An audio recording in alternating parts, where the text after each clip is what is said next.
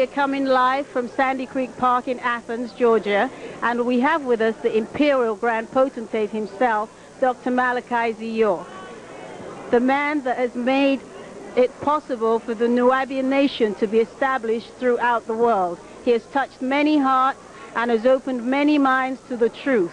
So without further ado, here's Dr. Malachi Z York.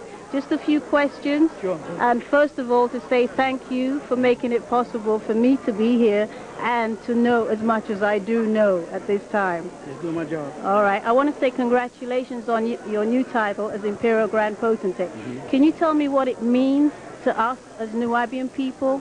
I wouldn't say it means anything as to Nuwaubian people per se, but in the Masonic world, after you finish traveling, if you make the decision that you want to go over into the shrine and cross that desert, then you do that. If you want to stay there and climb higher and higher, then you'll take on different titles, you know, depending on what you do for the shrine.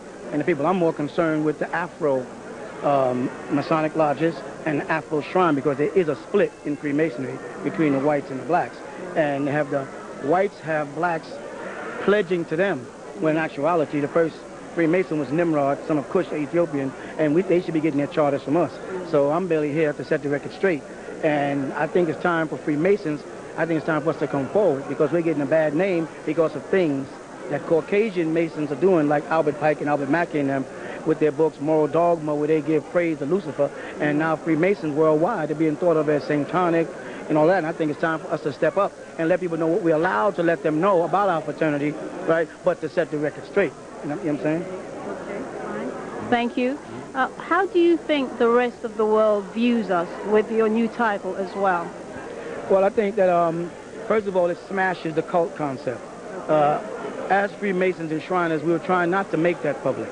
But because we kept getting slapped in the face with cult this, cult that, then we had to say, as you can see, it says Nuwaubian Grand Lodge. It's not just a chapter, it's a Grand Lodge, right? And our temples are going to spread across the country.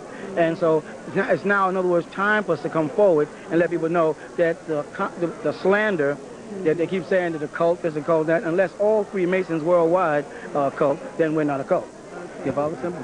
Can you tell me what's the difference between a Grand Lodge and a chapter? Yeah, a Grand Lodge is more like saying a Mother or Father Lodge. And beneath it, you can have different chapters or different, they have numbers, literally. You know what I'm saying? And these numbers will designate a certain, have a name over, like the Amos Lodge in Macon, Georgia, or the Enoch Lodge in New York, or the King Solomon Lodge, etc. But they'll have a Grand Lodge above that, which issues charters to subsidiaries. Black people seem a bit concerned about the election of President Bush. And how do you think this will affect black people in general? Frankly speaking, I think President Bush is a good president. I'm not saying that I didn't like Clinton. I like Clinton because he was a black president, you know, not the first, but one of the first black presidents. But I like the way Bush deals. I've always been a Republican, and that's difficult when I socialize with most Democrats. You follow? And so I think what President Bush is doing, the way he's handling himself, and the way he's even dealing with foreign affairs. I don't know about the economics yet, because it's taking a little time for us to get, you know, adjusted to the seats. But I think he's a good president. I think he's going to prove himself to be a good president. So we don't really have much to worry about? No, we don't have nothing to worry about regardless of who's in office, because, you know, a bird with a right wing or left wing is still on the same bird. So we ain't gonna, until we are in, we're not in. If all racism is going on, you see what's going on in Cincinnati? Absolutely. It's going to continue. That was my next question, actually. What's happening in Cincinnati? Do you think the racist behavior of the people in Putnam County, Howard Sills, and all his cahoots, do you think that kind of thing could erupt in Eatonton? Yeah, I do think it can erupt in Eatonton. I think Howard Sills would like that. The group tries to claim it has a secret membership among white officers.